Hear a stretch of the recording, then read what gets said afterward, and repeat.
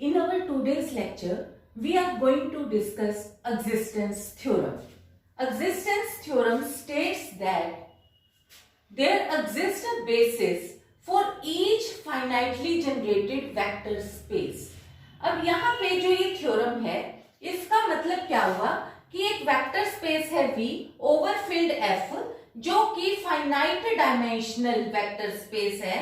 तो इसका मतलब है कि यहाँ पे एक सबसेट वेक्टर स्पेस का जरूर एग्जिस्ट करेगा S, जिसके अंदर की V1, V2, Vn एलिमेंट्स हैं सच दैट कि उनका linear combination of elements of set S will be represented by the elements of vector space. तो अब यहाँ पे हमारे पास अब क्या हो गया कि without any loss of generality we may suppose that all the vectors in the set S are non-zero. क्यों? क्योंकि अगर हम मान लो जीरो वेक्टर ले लेंगे तो उनका लीनियर कॉम्बिनेशन करेंगे। जैसे जीरो वेक्टर है, सपोज एक मैंने करा α1 v1 प्लस α2 v2 और एक वेक्टर मेरे पास है जीरो वेक्टर। ठीक है, तो ये जो जीरो वेक्टर की कंट्रीब्यूशन तो मेरे रिजल्ट को जीरो ही बना देगी, तो इसलिए मैं जीरो वेक्टर्स को यूज नहीं करूंगी। तो मैंने अब यहाँ पे क्या कंसीडर किया, मैंने जितने भी ये वाले वेक्टर्स कंसीडर करे हैं सेट एस के अंदर, वो सारे के सारे नॉन जीरो वेक्टर्स कंसीडर करे हैं। और अब क्योंकि ये नॉन जीरो है, इसलिए अब हमारे पास कंडीशन क्या होती है, देखो कंट्रीब्यूशन ऑफ जीरो वेक्टर्स हमारे किसी भी सेट को लीनियरली डिपेंडेंट बना देती है। पर अगर जीरो वेक्टर नहीं है तो अब ये डिपेंडेंट भी हो सकता है और इंडिपेंडेंट भी हो सकता है। हम ये भी डिस्कस कर चुके हैं, देखो कि अगर 3 की डायमेंशन में है कोई भी अगर वेक्टर स्पेस सपोज हम लेते हैं तो उसके 3 vectors, maximum number of element 3 ही केवल लीनियरली इंडिपेंडेंट हो सकते हैं। अगर हम उसी सेट में 4 एलिमेंट ले लेते हैं तो वो क्या होंगे, वो लीनियरली डिपेंडेंट होंगे, चाहे चारों के चारों हम नॉन जीरो ले लें। तो मैंने अब यहाँ पे क्या कंसीडर किया है, मैंने सारे के सारे वेक्टर्स नॉन जीरो कंसीडर कर लिए। तो अब या तो ये वेक्टर्स लीनियरली इंडिपेंडेंट होंगे या लीनियरली डिपेंडेंट होंगे। अगर ये वेक्टर्स लीनियरली इंडिपेंडेंट है तो I have nothing to prove, मेरी थ्योरम सोल्व हो गई। कैसे? क्योंकि बेसिस के लिए 2 कंडीशंस होती है कि एक तो सेट इंडिपेंडेंट होना चाहिए और दूसरा linear combination of elements of set S should be equal to vector space. तो ये मेरे पास बेसिस बन गया, हैंस द रिजल्ट। पर अगर ये बाय चांस, क्योंकि मुझे क्या पता कितने वेक्टर्स हैं, कितनी डायमेंशन है, और इसमें हमारे पास अब जो ये नॉन जीरो वेक्टर्स का हमने सेट लिया है ये बाय चांस लीनियरली डिपेंडेंट भी हो सकता था। अगर ये लीनियरली डिपेंडेंट है तो क्या होगा, तो हमें पता है कि अगर लीनियरली डिपेंडेंट होता है तो अपने से जो वेक्टर्स जिसकी वजह से ये सेट लीनियरली डिपेंडेंट हुआ है तो वो अपने से पहले वाले वेक्टर्स का लीनियर कॉम्बिनेशन होता है। तो मैंने यहां से क्या कंसीडर कर लिया, तो मैंने अब यहाँ पे क्या ले लिया, क्योंकि S जो है पूरी तरीके से V के अंदर कंटेन करता है, और अगर ये लीनियरली डिपेंडेंट है या इंडिपेंडेंट, अगर इंडिपेंडेंट है तो बेसिस बन गया, मैंने मान लिया डिपेंडेंट है। डिपेंडेंट है तो यहाँ पे मैंने क्या कहा कि कोई एक वेक्टर, इस वेक्टर के बीच में से कोई एक वेक्टर है Vm जो कि सेट S के अंदर बिलोंग करता है और वो लीनियर कॉम्बिनेशन होगा अपने से प्रीसीडिंग वंस का, और वो वैल्यू कहां से कहां तक लाई करेगी, मैक्सिमम जो ये m की वैल्यू है ये 2 से n के बीच में लाई करेगी। 2 से n के बीच में लाई करने का भी कारण क्या है कि हम वही बात है कि अगर हम कहें कि ये वाली वैल्यू, जरूरी तो नहीं है कि ये वाला कोई भी वेक्टर अगर नॉन जीरो होगा तो क्या होगा, लीनियरली इंडिपेंडेंट होगा तो क्या होगा, तो हम कह देंगे m will be equal to n हो जाएगा, we have nothing to do. और अदरवाइज 2 क्यों हमने लिया कि 1 क्यों नहीं लिया, क्योंकि सिंगलटन नॉन जीरो वेक्टर जो है वो हमेशा ही लीनियरली इंडिपेंडेंट होता है।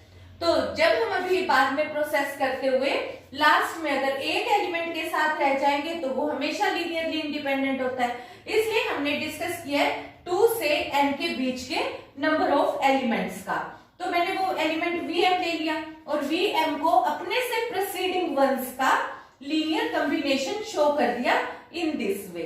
और फिर मैंने एक और सेट S ले लिया जिसका नाम मैंने S1 दे दिया और जिसमें से मैंने Vm एलिमेंट हटा दिया।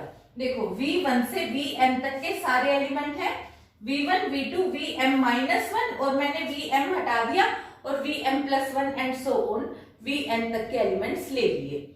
क्यों मैंने ऐसा लिया? क्योंकि मैं ये शो करूंगी कि अभी भी ये वाला एलिमेंट हटने से भी linear combination of S1 element will be equal to vector space V होगा। तो अब मैंने यहां से क्या लिया, क्योंकि जो ये S1 सेट है ऑब्वियसली ये पूरी तरीके से S के अंदर कंटेन करता है, क्योंकि S में से ही एक एलिमेंट हमने घटाया है Vn, तो यानी कि S1 is a subset of set S। और जो यहाँ पे इसका मतलब हो गया linear combination of elements of S1 will contained in linear combination of elements of set S। तो क्योंकि और LS1 किसके अंदर कंटेन कर जाएगा, इसका मतलब V में, क्योंकि LS किसके बराबर है? V के। तो इससे मेरे पास यहाँ से क्या क्लियर हो गया कि जो ये LS1 है वो पूरी तरीके से V के अंदर कंटेन करता है। तो अब मुझे क्या शो करना है? मुझे ये शो करना है कि जो V है वो LS1 के अंदर कंटेन करता है। तो इसके लिए मैंने अब क्या ले लिया कि एक एलिमेंट लिया V जो कि वेक्टर स्पेस V के अंदर बिलोंग करता है। तो यहां से मेरे को क्या इंप्लाई हुआ कि V is linear combination of elements of set S। क्यों? क्योंकि ये मेरे को पता है कि V is linear combination of elements of set S। तो देखो हमारे पास अब यहाँ है क्या कि जो ये सेट S है इसके अंदर 1 से n तक के एलिमेंट थे। हमने सेट S1 लिया जिसमें से हमने एक एलिमेंट कम कर दिया से Vm, और Vm वो है क्या? अपने से प्रीसीडिंग वंस का लीनियर कॉम्बिनेशन। और यहाँ पे क्योंकि सेट S1 पूरी तरीके से सेट S का सबसेट है और इस वजह से LS1 will B contained in LS, और LS किसके बराबर है? V के बराबर है। तो इस करके LS1 will contain in V। अब देखो इसका मतलब यहां से क्या हो गया कि हमने एक एलिमेंट कंसीडर किया V जो कि बिलोंग करता है वेक्टर स्पेस V के अंदर, और वो V क्या होगा? Linear combination of elements of set S। ठीक है, बिकॉज हमारे को ये गिवन है। तो इसलिए मैंने इस V एलिमेंट को लिख लिया β1 V1 plus β2 V2 up to so on. देखो मैंने इसी सेट को और एक्सपेंड करके यहाँ पे Vm के साथ ही इस तरीके से लिख लिया β1 V1 प्लस β2 V2। फिर मैंने यहाँ पे βm-1 Vm-1 plus βm Vm, βm+1 Vm+1 plus so on βn Vn। ये सारे एलिमेंट्स मैंने लिख लिए।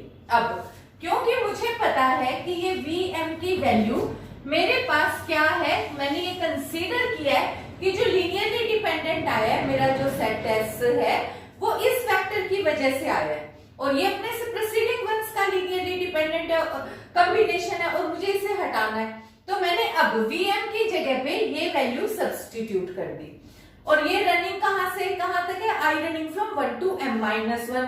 तो जब मैंने इसमें वैल्यू सब्स्टिट्यूट करी तो देखो ये वाली वैल्यू V1 यहाँ पे जाके इकट्ठा हो गया, ये तो यहां से β1 यहाँ से βm-α1। ऐसे ही सेकंड एलिमेंट, ऐसे ही ये एलिमेंट कहां तक इकट्ठा होगा?